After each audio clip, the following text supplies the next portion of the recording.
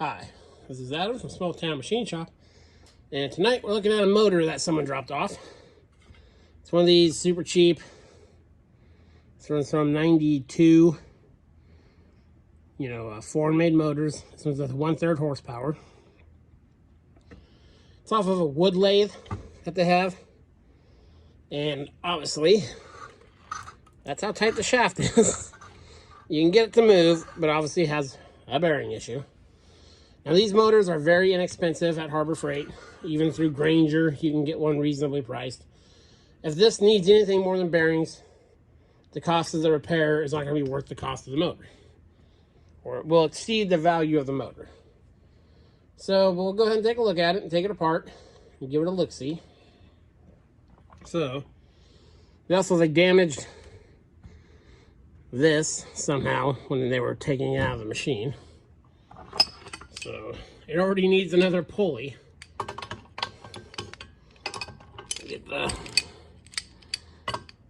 I really need to snug up this puller.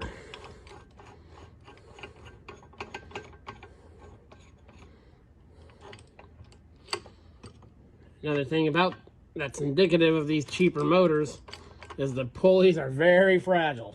So I sprayed it as soon as it got here, and I've been letting it sit for a while. So I'm hoping it comes right off. Oh yeah, there we go. No problem. Spin that guy out of there.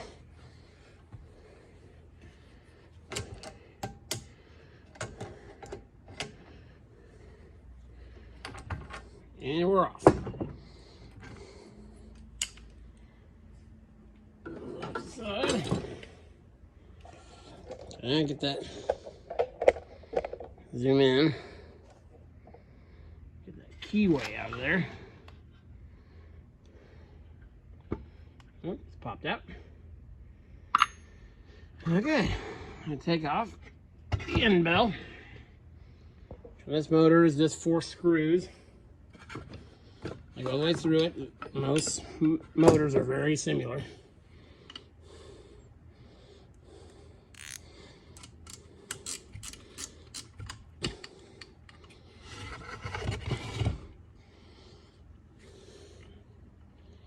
They took off the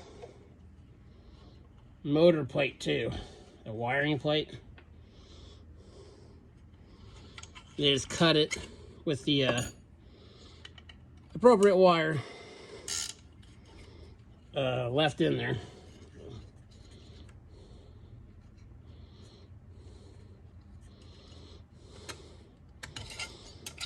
Again, a lot of the shops in the area just don't even bother with stuff like this. But I'll look at anything for someone. Plus, I get the added bonus as I get to show you guys, so.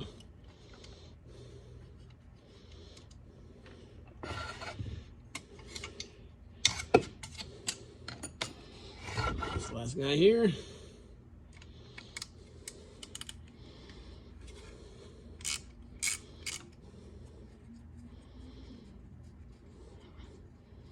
I don't know how covered the motor is on the wood lathe, but you can see it has quite a bit of dust particles on the front.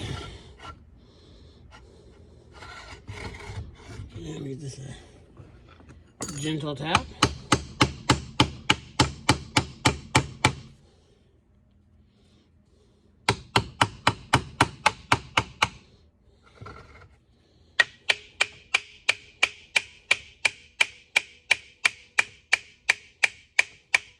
Sounds like I'm hitting it a lot harder than it is.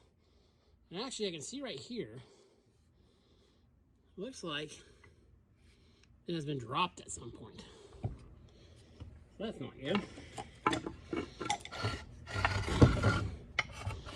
Go ahead and check this guy out here. Well, we have it. So where your capacitor is,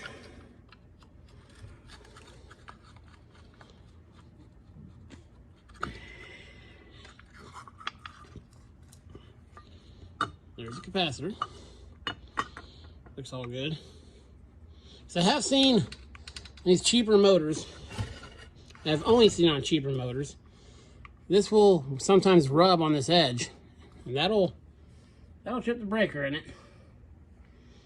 So let me try to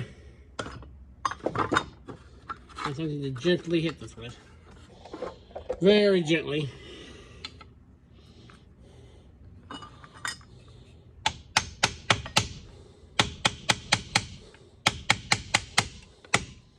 Yeah, I'm not hitting that hard at all.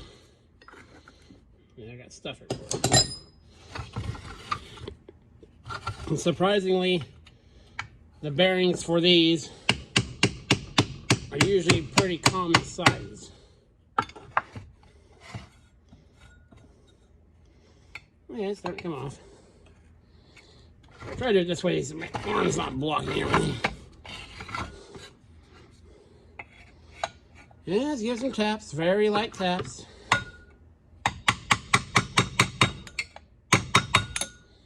And give it a spin.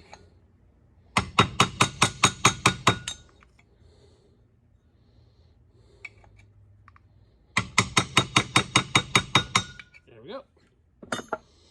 Okay. Let's pull out the rotor.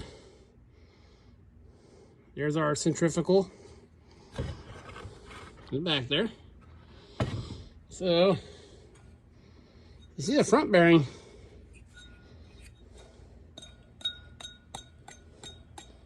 No noise, no graininess.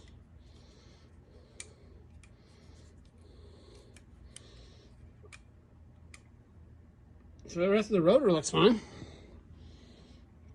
Of course, I would recommend replacing both bearings. Have it apart. So I'm trying to change angles on here.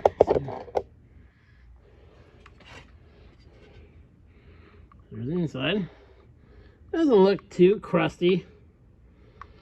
Nothing's burnt or anything. So let's knock the back off.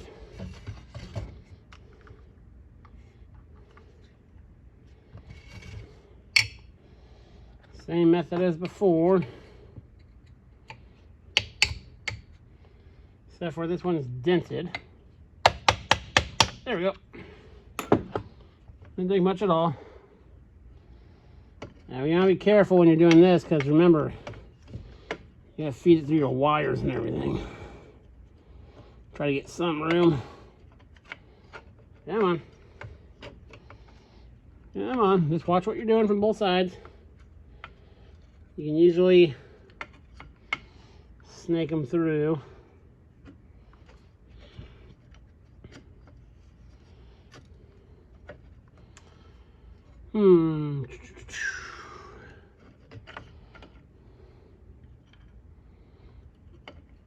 Yeah, that fitting is not going to fit through there.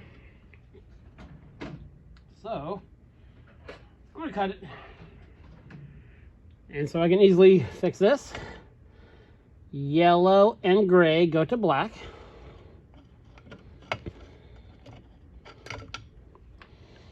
And red and black go to white. That's the good thing about doing these videos. Now I just have to refer to the video. Get my wiring. Okay, we got our one wire here. See if I can get it. Okay. And that guy. So I was listening to these two.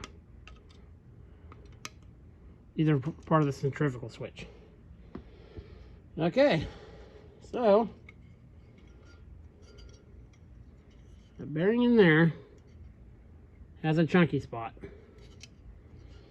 But it's not bad.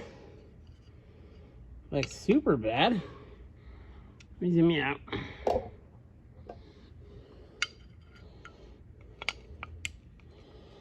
Let's take this plate off.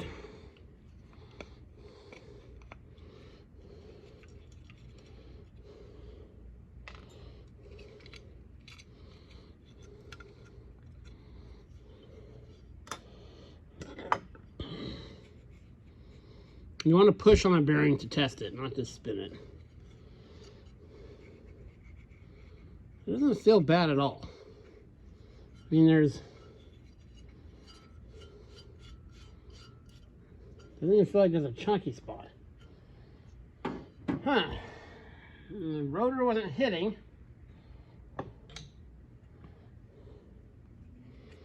The shaft's in there nice, but the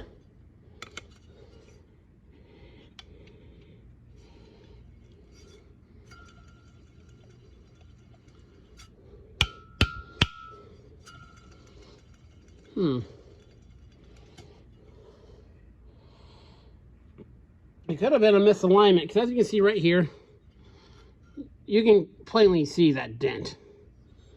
I wonder if it just knocked the cap a little loose.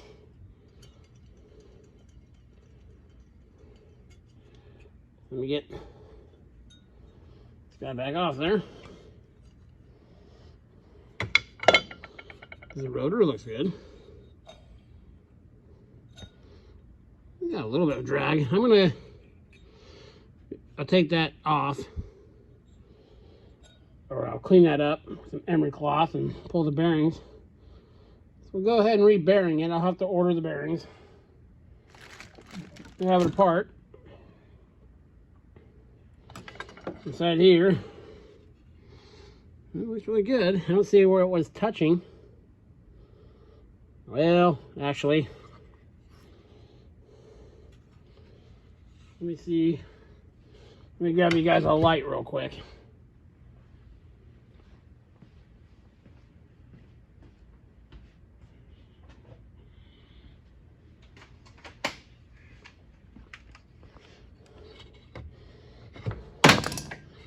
That was on the floor.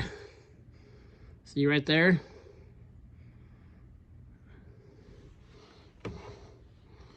Right there. Those are scratches in there. So my guess is the dent that's on top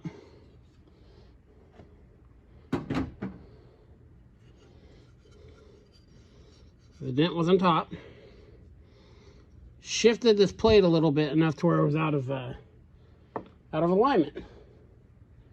So all I'll do is I'll order the bearings, and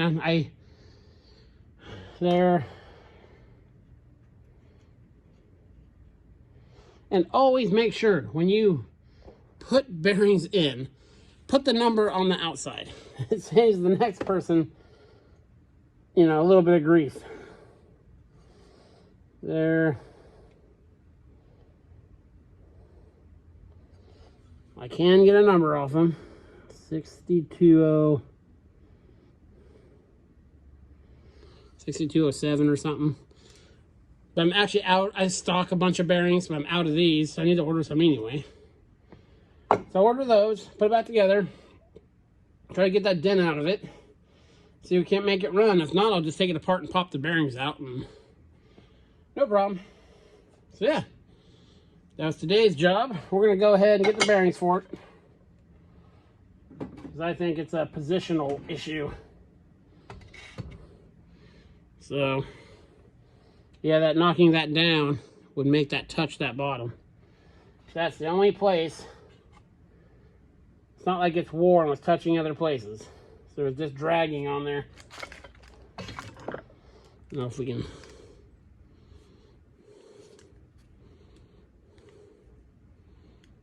Yeah.